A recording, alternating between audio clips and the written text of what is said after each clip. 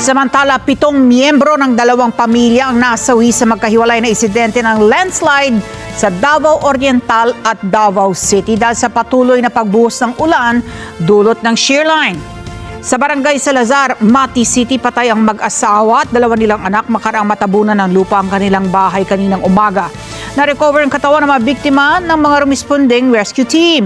3 miyembro din ng isang pamilya nasawi sa landslide sa Purok 5, Barangay Rizal, Moncayo, Davao de Oro. Pasado alas 2 ng madaling araw, na-recover ang bangkay ng mag-ama habang dakong alas 7 na ng umaga na makita ang isa pang bangkay ng bata. Pansamantala namang inilikas sa evacuation center mga apektadong pamilya at patuloy na binabantayan ng mga otoridad ang sitwasyon sa lugar. Patuloy ding pinag-iingat ang mga residente sa lugar at pinayuhang maging alerto sa lahat ng oras.